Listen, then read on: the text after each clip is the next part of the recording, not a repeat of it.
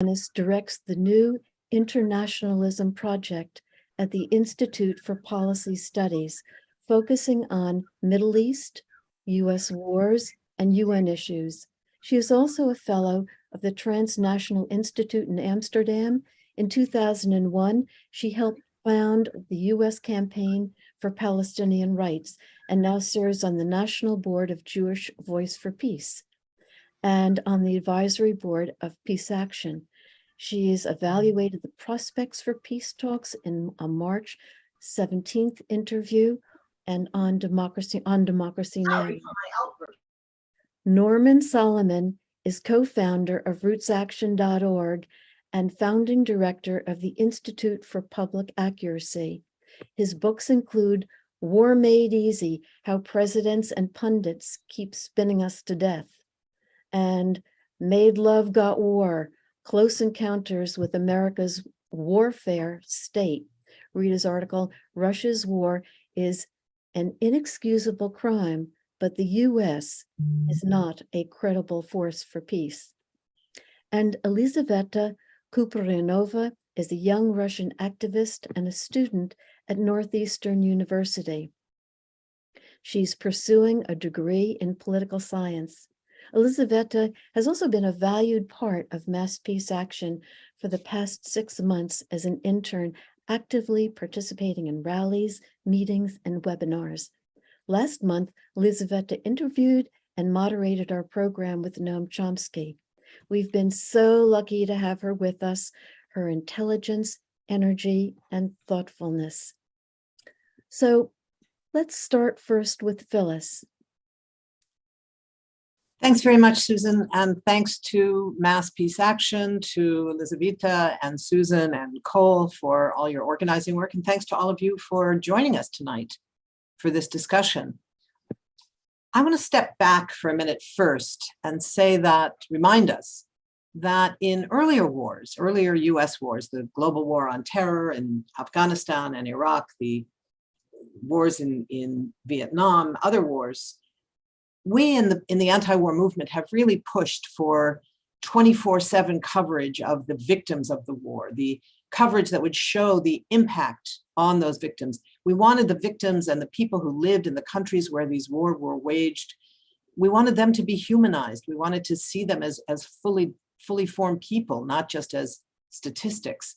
We wanted refugees to be treated better. We wanted humanitarian assistance to go on in massive quantities. And we wanted all these things that never happened when these wars fought and led by the United States were underway.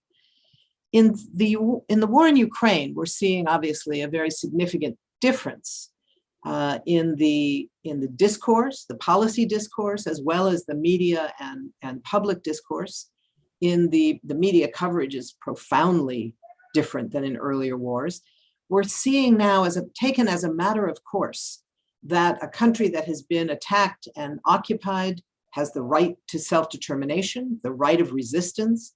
We're seeing really the glorification of armed resistance. There was an extraordinary piece on the BBC early on in the first few weeks of the Ukraine war, where the BBC had an article explaining how to use a Molotov cocktail, how to throw a Molotov cocktail in a way that would maximize the number of Russians inside a tank who would be killed by that. It was sort of encouraging the global population to support that kind of action in Ukraine. Contradiction with, say, for example, how the world treated the Israeli response to nonviolent resistance in Gaza. When it was announced that there would be a nonviolent march inside Gaza, on Gaza's own land, the Israeli response was to say that it would be met by snipers. It would be met by shoot to kill orders. And indeed it was, and that was taken as a matter of course. So the contradiction between how these wars are viewed is obviously massive. The question of refugees, we know how refugees are treated in this country, where the Central American refugees fleeing extraordinary levels of violence, of climate change, of economic degradation, of all of these things, are described as, I can't even use the words that they're described as, but as criminals, as people who don't deserve to live, essentially. And what we see here in Ukraine, refugees are welcomed at every border that they approach, at least the vast majority of Ukrainians who are white.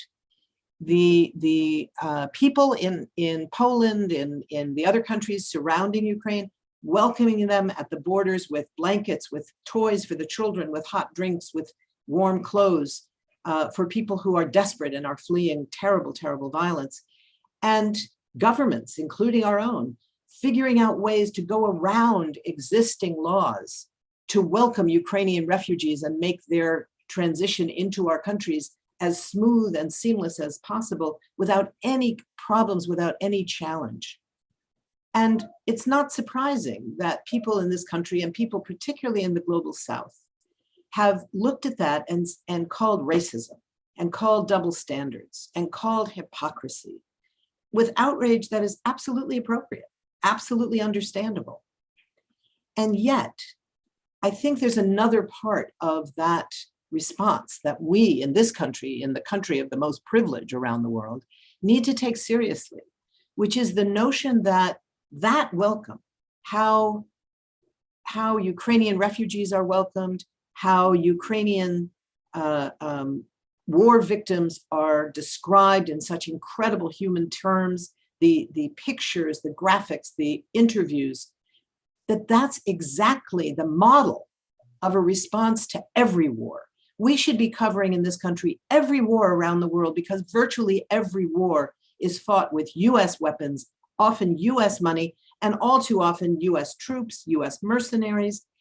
All those wars, whoever is responsible for them, should be covered that way, as human beings caught up in horrific violence.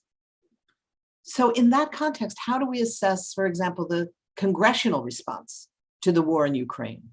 You know, overall, we see the exact position that we're seeing in public discourse, in the media. We're seeing a welcoming, the heroism of Ukrainian individuals, of the Ukrainian military, of Ukrainian civil society that is part of the resistance, of President Zelensky. It's all about heroes.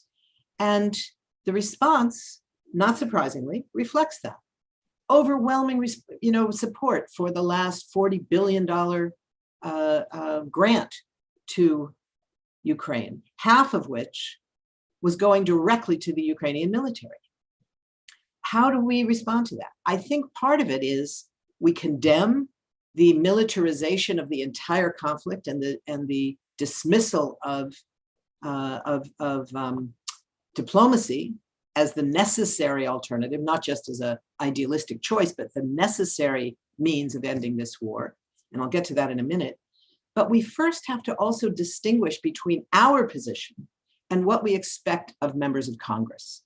You know, there was another example of this last year in May of 2021, in what was then the fourth Israeli assault on Gaza. In that period of a week or more, there were extraordinary things going on in Congress. On the one hand, there were some amazing speeches coming from members of the Squad, from other progressive members of Congress, who berated Israeli occupation, Israeli apartheid. We were hearing the language of apartheid. It was an amazing time. At the same time, there were groups in the House and in the Senate. There were 12 Jewish members of the House who wrote an open letter to Biden demanding that he support a ceasefire at a time when he was refusing to support a ceasefire. And their letter was kind of terrible. It started with, "We support Israel's right of self-defense." It went on and on. It said nothing about Palestinian rights. But at the end of the day, the letter demanded a ceasefire. 25 members of the Senate did the same thing. And in the most extraordinary one, in my view, 500 former staffers of the Biden election campaign issued an open letter that again started with thanks for all of Biden's work to achieve a ceasefire when he had done nothing to achieve a ceasefire. But it ended, the ask was that he end the underlying conditions of occupation, blockade, and settlement expansion, and link that to a 73-year-long history of dispossession and ethnic cleansing. So the letter started terrible, but the demand was extraordinary. And I think for many of us, it was too hard to get that distinction. And people hated those letters because they started with praising Israelis' right to self-defense and all of that, but didn't take into account what it actually called for. And at the same time, praising to the hilt these wonderful speeches, which were wonderful. It was incredible hearing them in Congress, but not one of them were able to lead to an actual motion that would be part of a bill, part of a resolution, part of something that would move forward any actual policy change. So I think that whole distinction of between what's our position and what are we expecting of Congress has to be kept in mind, and we shouldn't confuse those things. There's another confusion here that I think is an important one. In the Syrian war, I wrote a book about the war against ISIS in Syria and Iraq. And at the time I wrote the book, there were at the time 7 separate wars that were going on in Syria. They all involved the same 5 or 6 nations, 5 or 6 different armies in different configurations. But they were all being fought to the last Syrian. And what we didn't take into account sufficiently at that time, by the next couple of years, by the time the book came out, there were like 11 separate wars going on. Very similar to that right now in Ukraine, there are 2 separate wars going on. This is something that Richard Falk has talked about, and I think it's so important. There's a ground war in which Russia was the aggressor. And there's a geopolitical war in which the United States was the aggressor. Both of them are being fought to the last Ukrainian. And in that context, I think it's important for us to recognize that US power globally, particularly military power, is still dominant around the world. The US, with its work on NATO expansion, the expansion of weapons, moving nuclear weapons into formerly NATO areas, moving weapons right up to the border of Russia, was massively provoking Russia all these years. But that does not make the US the only aggressor. And in this case, it does not legitimize Russia's response to those provocations.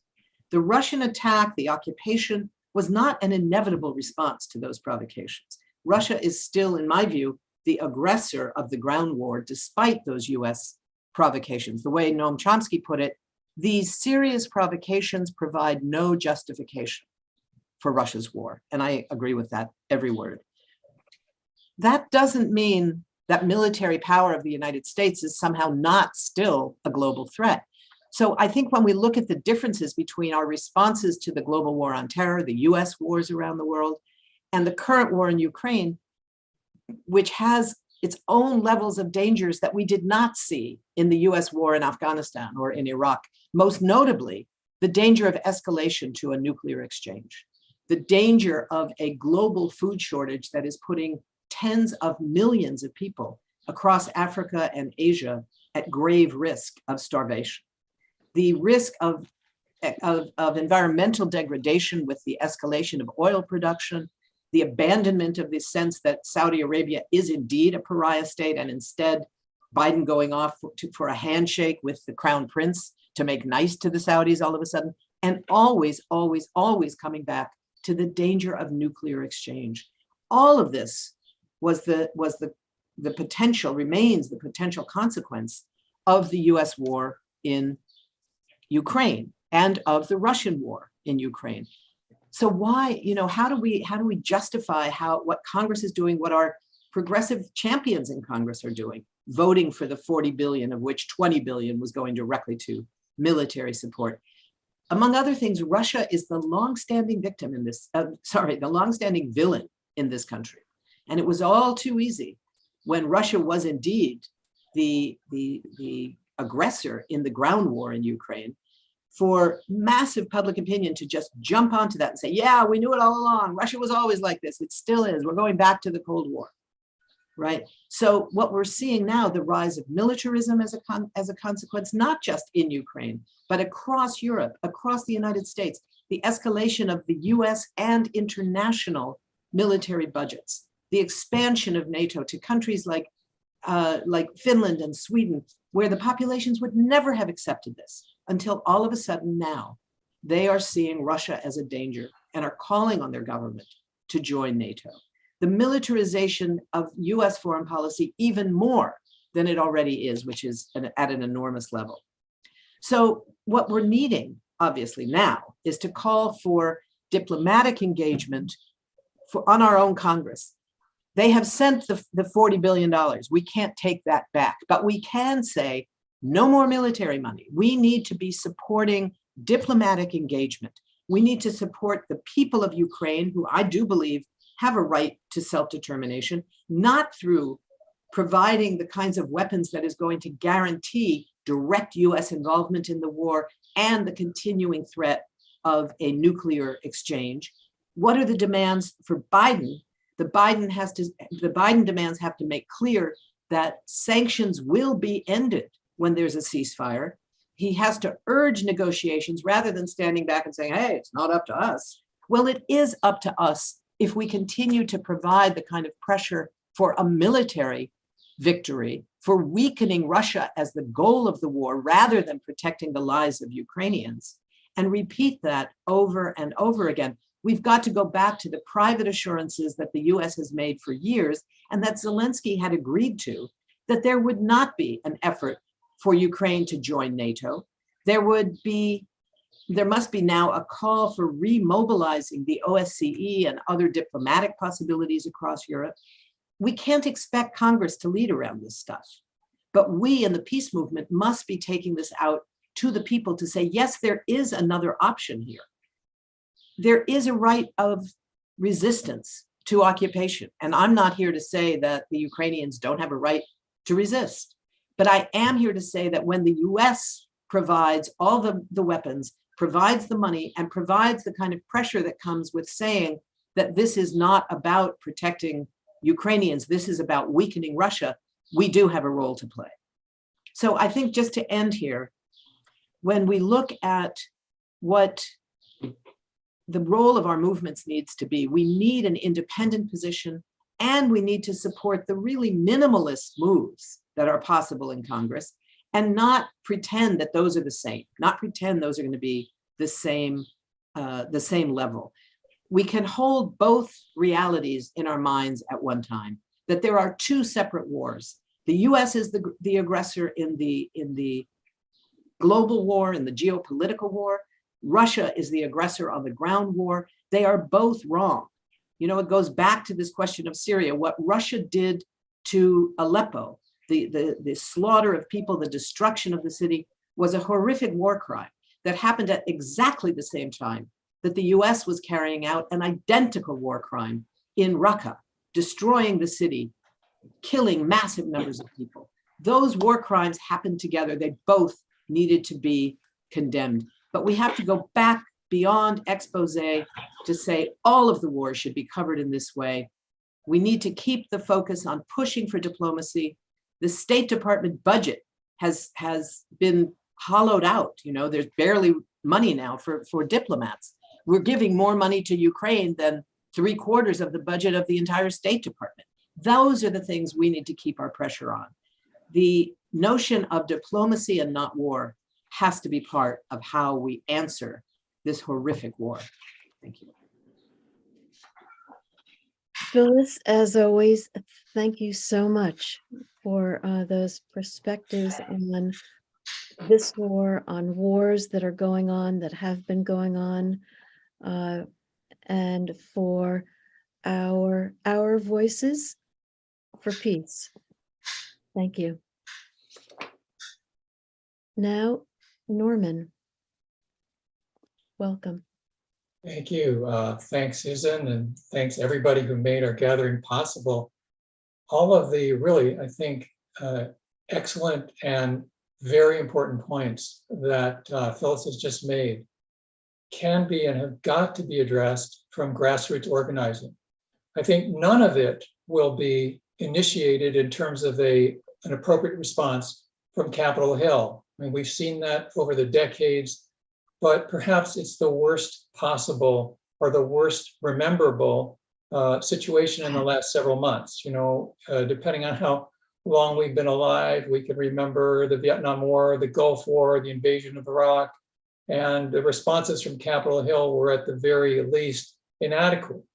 But the almost unanimity that we're now facing in terms of the Ukraine war, and most importantly, what is to be done about it now as summer gets underway, it's never been worse.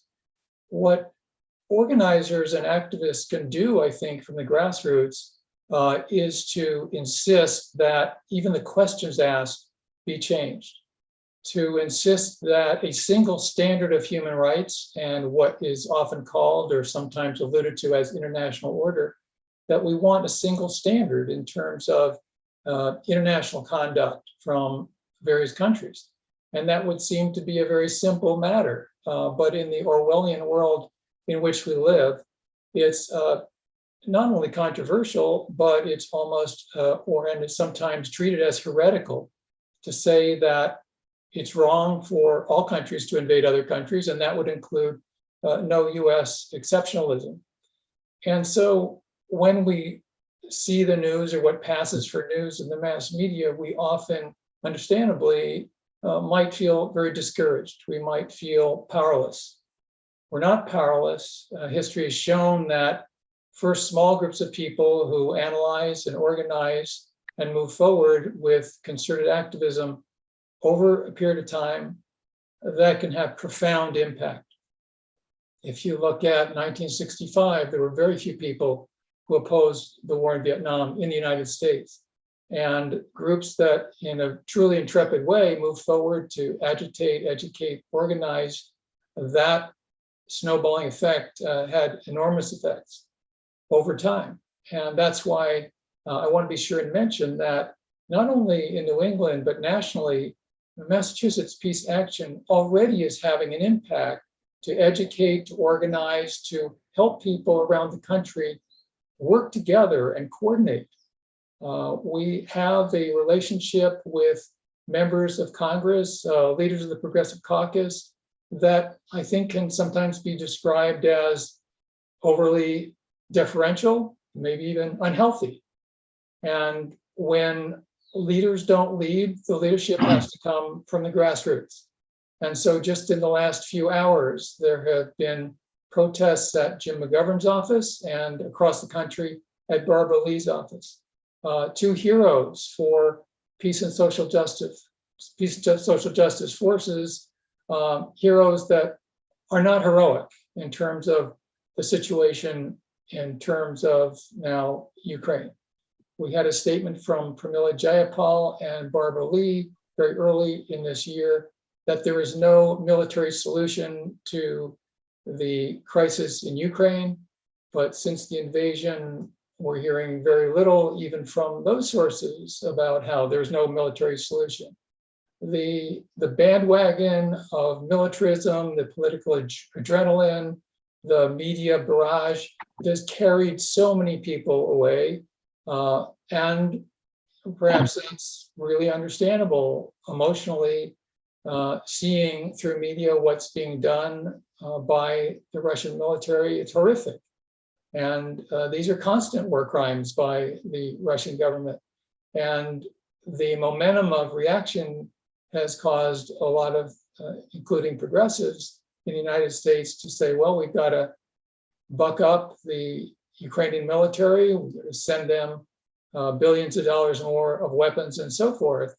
And yet, in all of what we might say are three crucial realms, sending more weapons is no solution at all. And in fact, undercuts diplomacy, which actually doesn't really exist right now. The US government is not engaged in diplomacy. It hasn't been seriously engaged in diplomacy throughout this crisis, as Jeffrey Sachs and others have pointed out. This is not a diplomatic effort by the Biden administration last year or this year. And so ways that could have been implemented to forestall this invasion were completely swept aside, never put on the table, because NATO membership for Ukraine was never taken off the table. And so now here we are at the beginning of the summer, and the carnage continues in Ukraine. And a lot of the messaging that we get between the lines from the US, including from some of the left, is let's you and them fight. That's really great. Ukrainians and Russians, yeah, you keep killing each other. Well, that's rather facile. And not only that, it doesn't help anything move forward in terms of ending the carnage, ending the slaughter there. And then, as Phyllis also referred to, the threat of widespread hunger and famine and starvation is very real.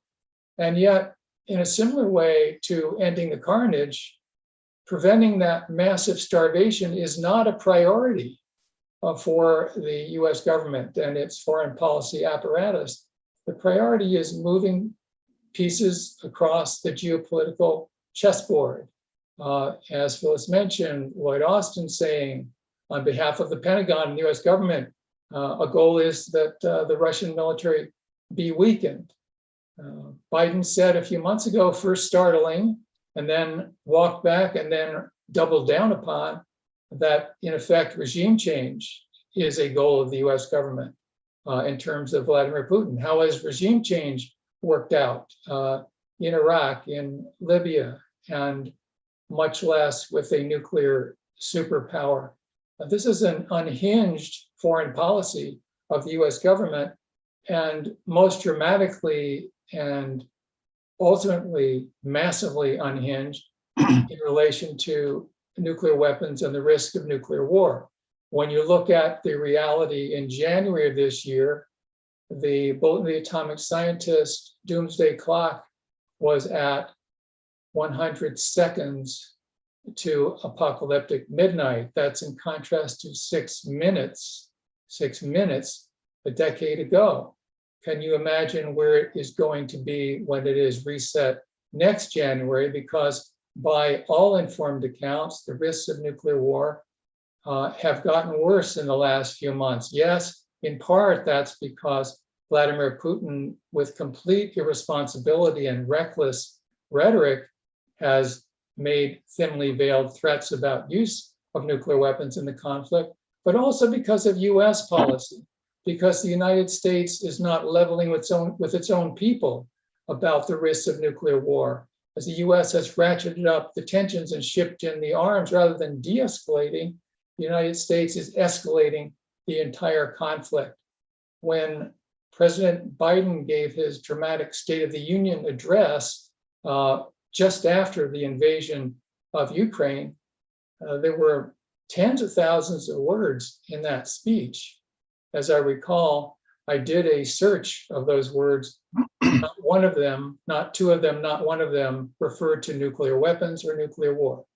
It's kind of the emperor's new clothes. We're now supposed to pretend, as Biden pretends, that nuclear war isn't a real danger, that it hasn't been made more of a danger by the combination of Russian policy and US policy in this conflict. And some people, might say, well, yeah, but we should be concentrating on condemning the Russian government that initiated the invasion and so forth. Of course, we should condemn the Russian government.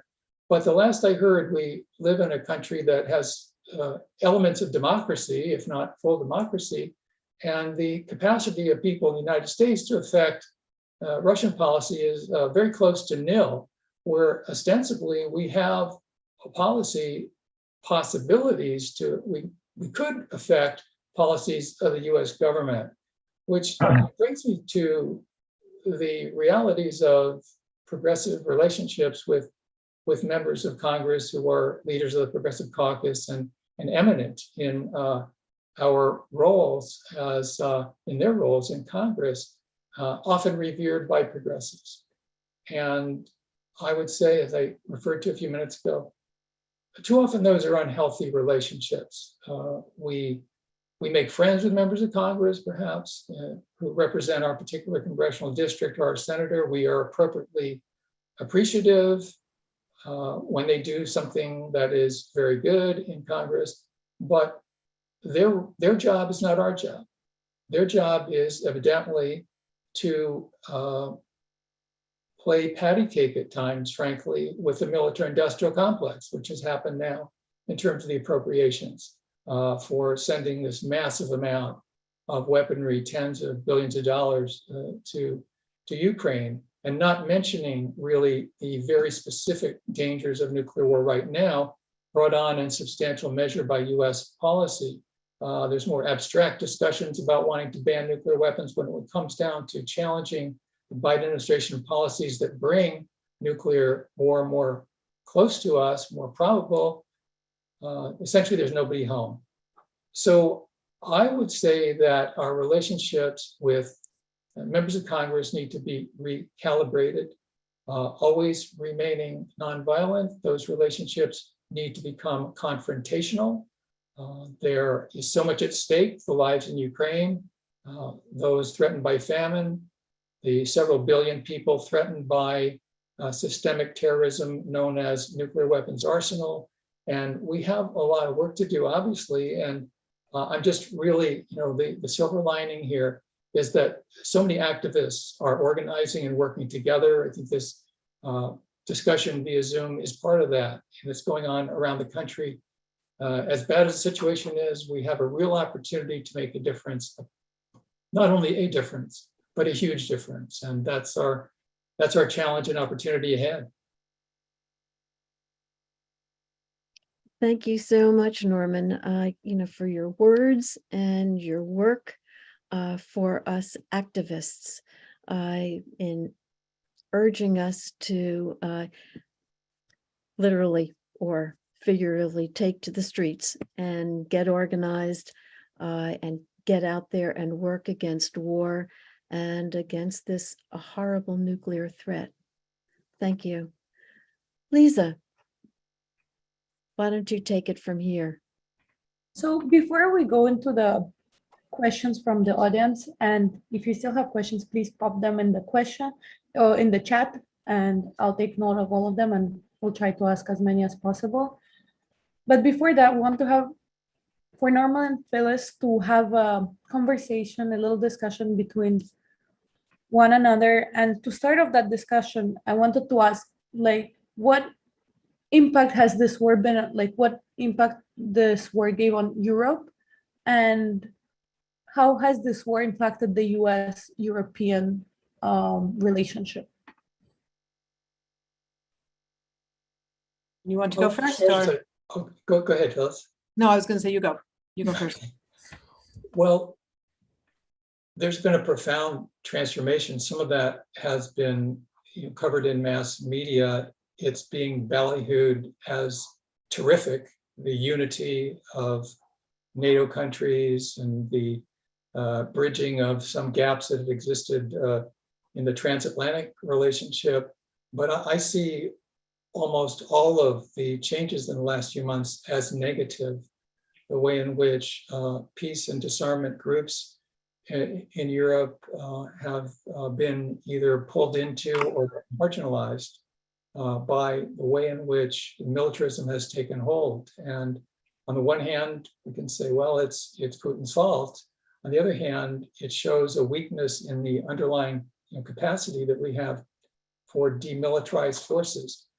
People who remember Petra Kelly in West Germany in the Green Party can remember when the Green Party stood for peace and disarmament. And now the Green Party is a whole other kettle of fish as part of the German government. So I just sort of sum up by saying that it's a new world there. And the potential to organize effectively against NATO, which seemed to exist even 6 or 8 months ago, has really been circumscribed. And yet NATO, I think, is a threat to the peace of the world. I would add to that. I think I agree with that. It is a threat. And the opposition to NATO, the No to NATO movement that's been around for 25 years or so now, is very important. NATO has been strengthened enormously through this process, through the Ukraine war. Not only the expansion of NATO, now it's going to include, as I mentioned earlier, Sweden and Finland, but NATO has also become now the unchallenged voice of Europe, which is a horrific reality. We saw the beginnings of this years ago. We saw it first in 1999 in Kosovo when NATO was used to give authority, if you will, to the US-led war in Kosovo. The role that NATO played in in Afghanistan, in Iraq, and most especially in Libya. Going outside, it's, the notion that it was ever a defensive organization is really not the case. But in recent years, it has become much more explicitly an offensive, out of area military alliance. And now it has really taken over beyond the OSCE, beyond other diplomatic organizations, even the European Union is now subservient to NATO. So it is a very huge challenge. I think coming back to this question of the congressional side of things, we have to be very, very strategic in how we look at this. I think it's not enough to say we have to confront everybody in Congress. I'm not sure that will work. And I would take issue with you a bit on this one, Norman. I think there are times when we have to confront, but we also have to acknowledge that some members of Congress are really our enemies in terms of what they stand for, who they are accountable to. In other cases, it's not a question of the member of Congress being our enemy, but they are not accountable enough to peace forces, mostly because we have not been able to mobilize enough to provide the kind of backing for them to take unpopular positions. This is hardly the first time that our champions on many peace issues have not been champions. If we look at the question of Palestine, this is an old question where progressive accept Palestine even has its own acronym and has for decades, PEP. And that's not just for members of Congress. That's for a huge part of various movements. But we do have movements now that are taking on Palestine in new ways, and members of Congress who are taking it up in new ways. And I'm not talking about just the squad and the people elected. I'm talking about people like Betty McCollum, who represents as she puts it, a middle-class white district of St. Paul, Minnesota. She's not even a member of the Progressive Caucus. And she's the only member of Congress who has actually put forward a bill that doesn't have a chance of passing yet, but it has 30 co-sponsors, and it's taken very seriously as a bill to protect Palestinian children. She's the only one. So, the question of what is going to be possible in Congress, I think, is not the same as what's going to be possible in our own actions, in our own positions, in our own mobilizations. We have to be able to provide members of Congress, including our champions, with actual protection for what we will do to counteract the impact financial, voters, and others who will come after them if they take very unpopular positions like voting against the $40 billion. We were not able to do that a month ago when that vote happened. Let's be very self-aware of our limitations and not say that our champions should be heroes who are willing to risk it all. That's not how Congress works. And frankly, I'm not sure we should be asking them to do that. We want them to stay in Congress, do the right thing as much as we can persuade them to by showing that we actually have some power in their district, right? So it comes back to the work within separate districts. We don't have the same kind of relationship with members of Congress that we see in some parts of Europe and in much of Latin America, where there's a history of social movements morphing into political parties, where you can then elect people who are accountable to a political party, not the Democrats and Republicans. We don't have that. So we have to figure out other ways of persuasion. Sometimes it's about pressure. Sometimes it's about organizing outside their door and sitting in. And other times it's about providing them with new polling information, showing them that they are not as isolated as they might think they are if they take a good position. So I don't think we should be stuck on the notion that everybody in Congress is our opponent and the only thing we can do is to pressure them. Yeah, if I could just add, I think there's a lot of good points there, and we certainly should not conflate all members of Congress. And of course, it depends on the issues. If we're going to call for members of Congress to go in on a limb, we should put a mattress underneath so they don't, so to speak, politically break their necks in the process. There is the question of, well, let me give an example.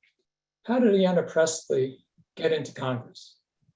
Strong peace activist, in effect, in the House of Representatives. She got in by challenging a very good member of Congress.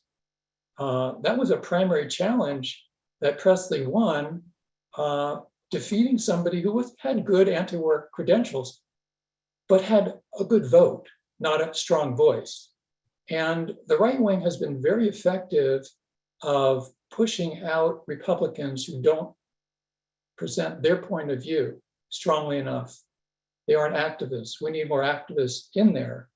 A problem that Martin Luther King mentioned many decades ago is that often, as he put it, civil rights leaders who said that they were representing the movement to the establishment end up representing the establishment to the movement. And that, especially with very tough issues, often becomes the problem when members of Congress, often high profile in the Congressional Progressive Caucus, especially on issues of militarism, they come to us and they explain to us why what should be done can't be done. They're representing the establishment to us. They're not going to the establishment carrying our voices. So it's a very complex situation, obviously.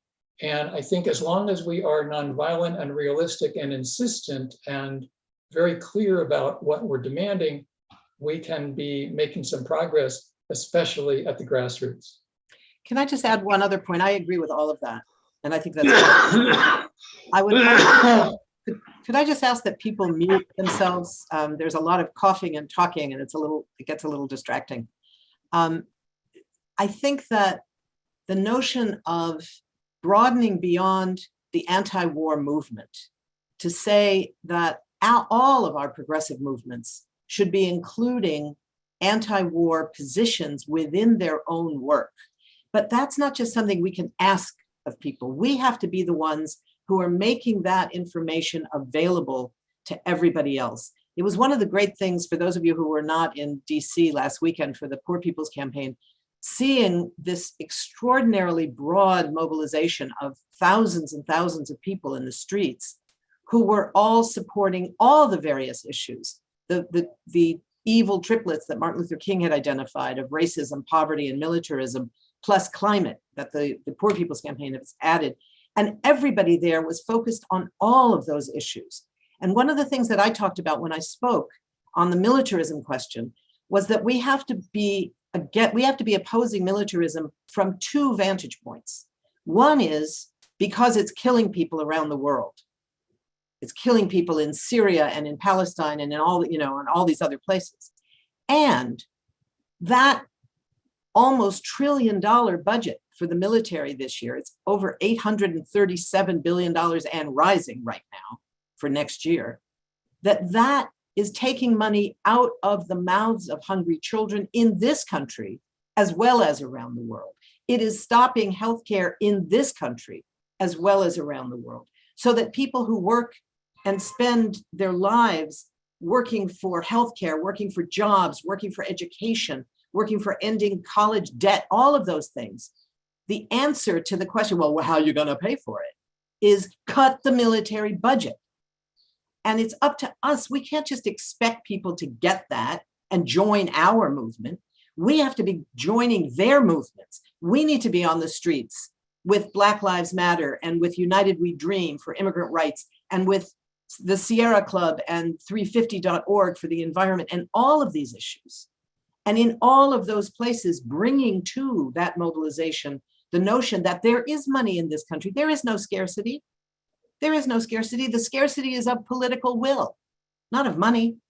If we were not spending this kind of money on wars, we would have money to not only be able to provide healthcare and education and all these things for people in this country, but enough to provide it around the world as well. That has to be, I think, our vantage point, not keeping the notion of you can't be part of our movement unless you understand the 3 definitions of imperialism that we're being arguing about for whatever. It's not about that. It's about stopping the spending of money on wars that are killing people and are taking away the rights of people in this country. And I think it's that broadening of our vision that will give us the most influence with members of Congress as well as with other parts of our movement. Thank you so much, Phyllis and Norman. Before we start with the questions, I wanted to ask if you would mind staying extra 15 minutes or so we can answer as many questions as we have. So first question from Jeff Rudisell. Why do progressives feel it's necessary to demonize Russia and Putin if it feeds the beast of the conflict running rampant here in the US? Oh, great question. Well, I mean, there are threads to that. You may remember in 2012, Romney and Obama had a debate. And when Romney was pounding the anti-Russia drum, Obama said, oh, that's in effect, you're still in the past. However, Obama and the Democratic Party really moved into boosting and elevating the purported threat of Russia, which is consistent with their policy towards NATO and so forth. And the Russiagate frenzy became part of that. Long story short, Hillary Clinton's loss couldn't be blamed on her proximity to Wall Street or anything like that. Had to be blamed on Russiagate. And that's, and then you got Rachel Maddow, you have MSNBC, you have a lot of forces that just rode that hobby horse for several years. And it's not the only reason why we are where we are, but it's a big reason. I would agree with all that. I would just add to that, that I don't think that we need to, you're asking about why progressives do. I don't think that we need to be demonizing Russia. And I think a lot of the work in terms of, for example, the call for making clear that sanctions will be lifted as soon as there's a ceasefire, rather than using the Iraq model of telling Saddam Hussein that doesn't matter what you do, you can let in the inspectors or not, but we're not lifting sanctions. That has to be challenged. At the same time, I have no problem saying that I think Russia is a reactionary, repressive, neoliberal state capitalist country, which I have no truck with that government, and I have no problem saying that. I don't think that's Russia bashing or something. It's about identifying one more terrible government that this world has to deal with, like our own. I just quickly interject. The issue of US democracy, we were told for several years that the big threat to US democracy was Russia and Putin. And you actually look at the evidence coming out of these hearings, I haven't seen them mention Russia. It's a classic having an internal threat of repression, so you blame a foreign government. I mean, Saudi Arabia and many other regimes we know are horrific. And if we're against torture, we shouldn't give money to to countries that are torturing. And by the same token, there's that issue of why are we funding and allied with so many repressive regimes, and yet Russia's our enemy and Saudi Arabia isn't. So it gets pretty crazy that way. I do want to interject before I forget. I'm all for, of course, enthusiastic about these calls to cut the US military budget, but there's a new wrinkle in the last few months.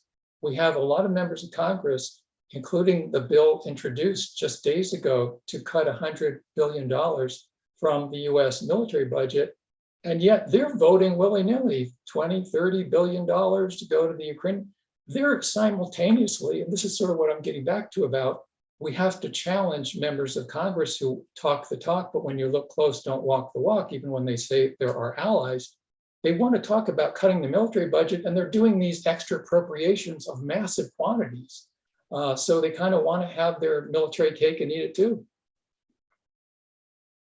So now that both of you mentioned sanctions and repressive government, I have a quick question. The sanctions were primarily imposed in order to target the government and the inner circle of Putin. However, unfortunately, it's the ordinary Russian citizens who were impacted the most by these massive sanctions.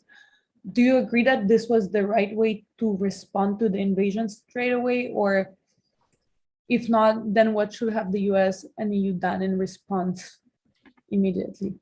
Because sanctions were the first thing that was imposed. It was not the right way to go. Sanctions are not an alternative to war. Sanctions are an act of war.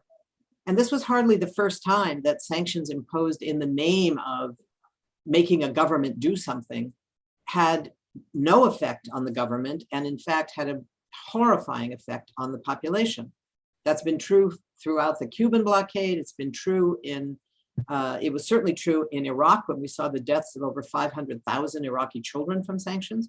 It's been true in Iran. It's true globally. US imposed sanctions, whether they're imposed in the name of the United Nations or not, have routinely killed massive numbers of people, probably more at the global level of civilians than the military acts of war that are recognized as military. So no, sanctions were not the appropriate way. That's another weapon of war. I think what needed to happen immediately was a move again towards diplomacy. That's when diplomacy is the most desperately needed, when there's a war at its beginning. When you see that war happening, you have to stop and say, okay, we're not going to move forward. We're going to demand a global mobilization of diplomats. I'm not enough of an expert on the region to know exactly which countries should have been involved at what stage. But I think, for example, an organization like the OSCE, which had been pulled out, for example, of Kosovo at the time that NATO was about to go to war there, instead of supporting their work there, it could have been the same thing in Ukraine. OSCE is a European-wide organization that includes both Western and Eastern and Central Europe. All the countries are involved. Russia and Ukraine and Belarus are all members of OSCE, as is Britain and France and Germany and Italy and all of Western Europe. So it's, it was the kind of tool that was available that was ignored, because the assumption was, okay, there's been a military move, we have to respond militarily, and the way we do that is to flood Ukraine with more weapons. So I think that was a huge problem. Thank you. I'm being ignored. I'm a Black person who is a progressive, and my hand has been raised for quite a few minutes. If you have questions, please write it in the chat and I will address it. No, ma'am, this is an all-white meeting for the most part, and I want my voice to be respected and heard, so you need to call on me. Okay, if you want, you can address your question now. Well, thank you very much, because what I wrote in the chat was telling about the very important meeting which happened on Sunday, Juneteenth in DC, the day after the Poor People's Campaign. Phyllis Bennis was there, Cole Harrison was there, and Ann Wright was there. We all joined a strategy group of 22 people at that meeting. We have got to build the movement that says no to NATO and their full spectrum dominance plans by 2030. We have got to work to end endless war, and this overwhelmingly white movement has got to respect the leadership of Black, Indigenous people of color. It is a crying shame that for over 100 years, this mistake has been made in the United States. I'm also a member of the Women's International League for Peace and Freedom, which is celebrating 107 years. It is overwhelmingly white, like Peace Action, like Veterans for Peace. I mean, it's all, and I am sick of it, because you can't win without Black people. The Democratic Party understands that. We vote 90% for the Democratic Party as Black people, and they do nothing for us. So I am real clear, Phyllis, you can't just talk the talk. This shouldn't be an intellectual exercise. This has to be a movement building, inclusive movement that includes Black, Indigenous people of color. Shame on you for not working towards that and just talking among yourselves as white people. It is just so frustrating to watch year after year for 55 years. Sick of it.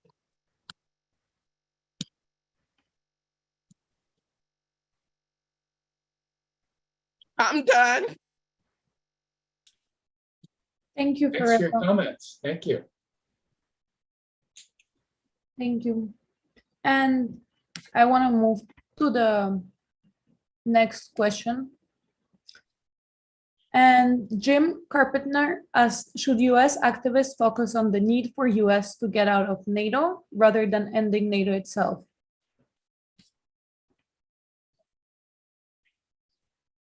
Well, unfortunately, neither is on the near horizon. NATO, as Phyllis mentioned, has been the subject of a lot of organizing in Europe and, to some extent, the United States for many years. But the analysis needs to be put forward. The organizing needs to be put forward. It's not on the near horizon. I don't think it's on the far horizon to disband NATO, but I still think we ought to work in that direction. I would agree with that. I also want to just say something in response to Teresa's point, which I think is absolutely right. The anti-war movement itself has been overwhelmingly white for a long time, and there's a whole host of reasons beyond it about why that's the case. That isn't just a matter of racism within the movement, which does exist, but there's other reasons as well, which I've written about it. I'm not going to get into that now, but I do think that the critical question is going beyond our own movement, that these are issues that affect every movement. The cost of war in lives and in dollars impacts people of color in this country and around the world more than any others. Ukraine is an exception in that, from that vantage point of being predominantly white people. And I think that coming back to this issue, we saw it with the Poor People's Campaign mobilization on Saturday. We've seen it before. The notion that we need to be the ones going out to existing movements, some of which, not all, some of which of the important movements are led by people of color, and that's crucial.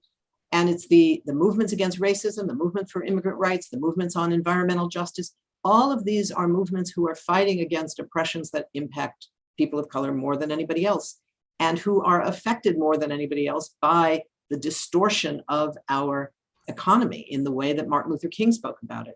So when we think about strategy, I don't think we really got to that at that strategy meeting on last week.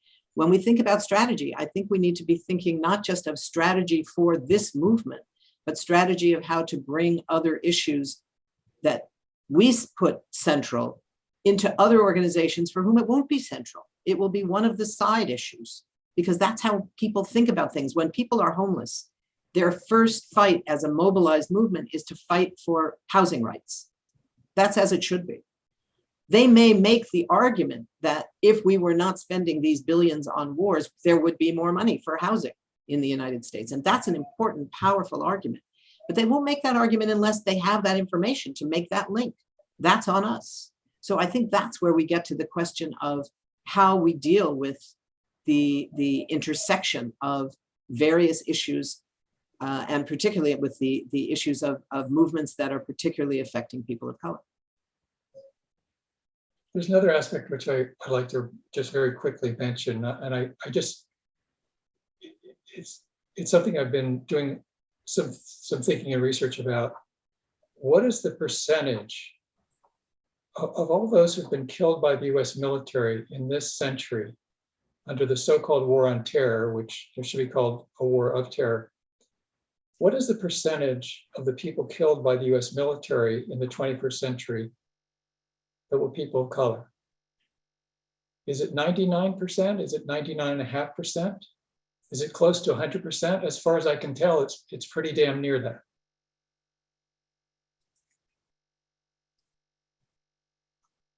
Thank you, Norman and Phyllis.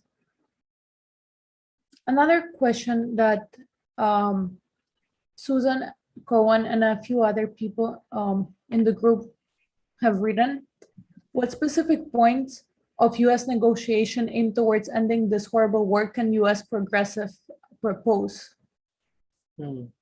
Many people have been asking that question in the chat. Yeah, I think that is a really important one. And part of the problem is we don't want to be in a position of saying that the US should be organizing and controlling the diplomacy. This is about the rights of Ukrainians who have been invaded. They have the right to, to negotiate on their own terms. But I do think there are things that we should be pushing for of what our government should do. And that includes making clear that US sanctions, and that's where we need to take responsibility, will end when there's a ceasefire, that we support diplomacy, that we're not neutral on, well, it's up to the Ukrainians to decide. No, we should be supporting diplomacy, that there's going to be, I mean, that's the irony of all of this. There will be a diplomatic solution to this war. The question is when and how many more Ukrainians and Russian soldiers will die before we get there. So it's not about will there be diplomacy. Yes, there will be. Every war ends that way. Whether the diplomatic solution is one of surrender of one side to the other, or more likely a negotiated solution, which neither like very much, but they're both willing to accept it, and usually because they have something they can claim to their own base of why it was a victory, or why it wasn't as bad as it might have been, or whatever. So I think that supporting diplomacy affirmatively is really crucial. I think that we do need to match that when we talk about budgets. You know, this notion of budgets as a moral, as Dr. King taught us, budgets are a moral document. They are also an immoral document in the case of this country. The entire budget of the State Department this year is $80 billion. The US has now given Ukraine over 55. We're getting up there with, and that's almost all military, right? So the question of looking at our priorities are much more visible in our budgets than in our rhetoric. So I would say that we have to be very clear about the need for the diplomacy, supporting diplomacy, and calling for an immediate push on the sanctions, of making clear that sanctions will be ended. Those are the actions that the US itself can take. And I think that's where we start in terms of where the US should be moving. Another point that comes to mind that the US could make a huge difference, and that I think it's a valid request, demand, whatever you want to call it, even though it's not in mainstream discourse right now, is that the United States government should publicly declare it opposes Ukraine becoming part of NATO. Mm-hmm. If it had happened 6 months ago, there might never have been an invasion in the first place. I think that's absolutely right. It's one of the things, you know, that the US officials will sometimes say, well, it's not up to us, it's a vote in NATO. But voting for admission in NATO has to be unanimous. Any one country, like Turkey right now, is pushing back and saying, we're not sure about letting in Sweden and Finland. But on Ukraine, they all agree it's not going to happen anytime in the foreseeable future. But they need to come out and say, particularly the United States needs to come out and say explicitly, Ukraine is not going to be joining NATO anytime in the foreseeable future, period, full stop.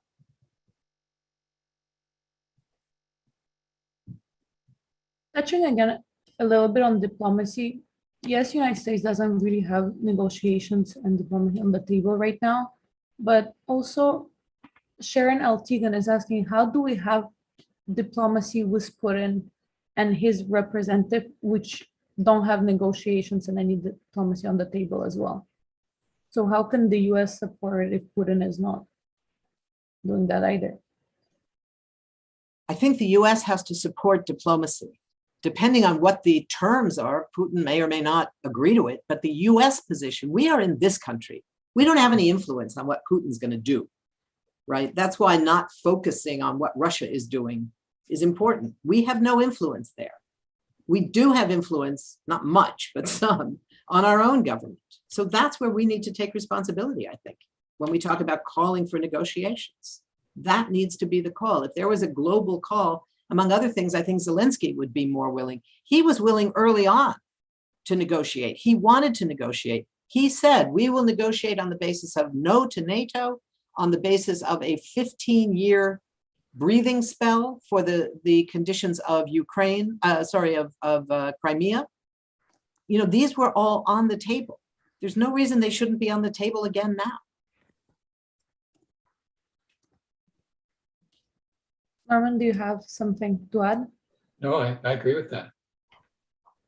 Moving to the next one from Michael Owie. What role has democracy promotion by the National Endowment for Democracy and the U.S. Institute for Peace, and in particular the RAND report, overextending and unbalancing Russia, played in getting us into this conflict? Well, I would just say, I mean, you go to 2014 and the entirety of US foreign policy towards Ukraine and Russia for many years. And, it's a misnomer, democracy creation. I mean, the United States wants countries and governments that will be allied with it. And if that can be consistent with democracy, quote unquote, then fine. But not to exaggerate, but I think US foreign policy towards Russia has been uninterested in democracy, interested in rolling back Russian power as a geopolitical, as someone I think used the term full spectrum dominance earlier in this discussion. It's a very, very grim and ugly totality of US foreign policy. And there are chinks in the armor, there's ways to mitigate the damage, but it is what we're facing now.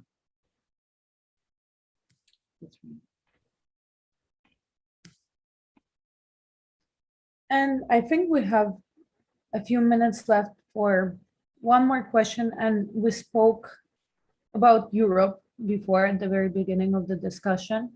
But another question that interests a lot of people is what this war means to China and the relationship of China between Russia and China and US-China.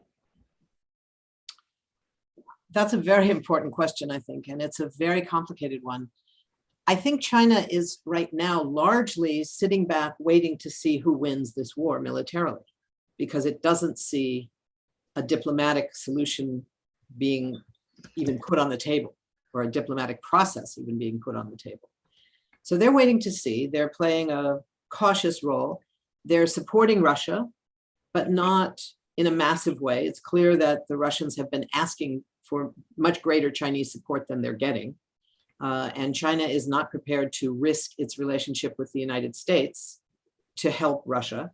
So all of the, what was the language they used at the Olympics when Putin met with Xi Jinping, and he said the relationship is something, it was endless or some word like that. And clearly that's not the case. It's not endless, it's rather limited, the kind of support they're giving.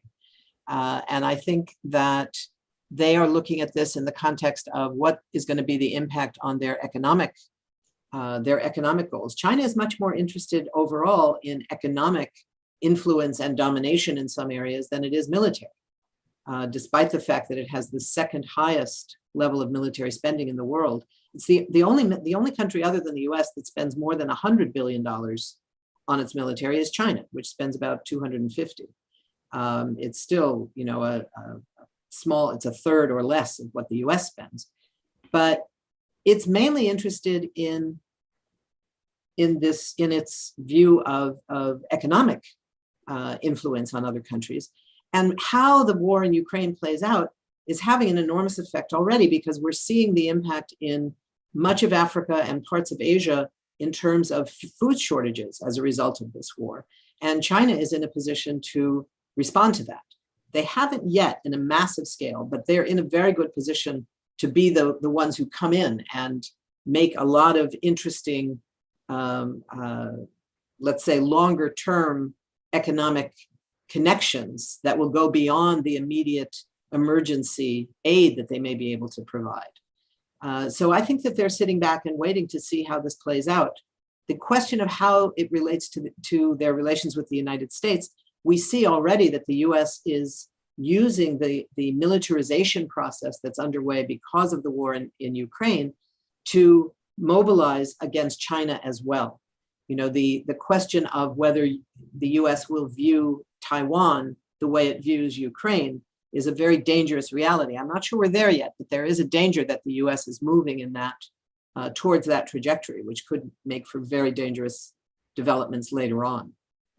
Yeah, something I would add is that from the standpoint of the world, and certainly therefore for progressives and anti-war inclined people in the United States, it's so important to keep a focus on the fact that the military industrial complex is thrilled to have conflict with Russia and China. and the effort to foment conflicts in the South China Sea and so forth and over Taiwan. These are all cash cows. You know, Northrop Grumman and other major contractors, they're just making huge inroads with their already massive profits in recent months. So the stake is to build up hostility towards Russia and China. And we have I think, the opportunity and the necessity as organizers, writers, activists, speakers, everything we do to bring up what Dr. King called the madness of militarism, that all of this hostility being fomented through media from politicians, those in office in the United States, is a unhinged trajectory that can only be resulting in horrific consequences. So ultimately, as activists, we need to keep our eyes on that prize in terms of turning the militarism around. It's absolutely right. I would just add one point commenting on the last point in the chat about the environmental impact of war. I think it's absolutely crucial, and it's one of the reasons that the centrality of militarism within the program of the Poor People's Campaign is so fundamental, because it makes that linkage. It's impacting racism, it's impacting poverty, and it's impacting the environment all around the world. And all of those things intersectionally are coming together. And that's why we need to be getting this kind of information out to all of the other movements that we work with, including, of course, the climate justice movement. Thank you so much, Phyllis and Norman, for being here with us tonight and addressing so many questions and giving so much insightful information. And also thank you so much to everyone who attended. Also, I just wanted to note to anyone who's in Boston or nearby, we have an outreach on the 25th Saturday. If you want to participate, please sign up and I'll drop a link in the chat. Thanks, everybody. Thank you all. Thank you.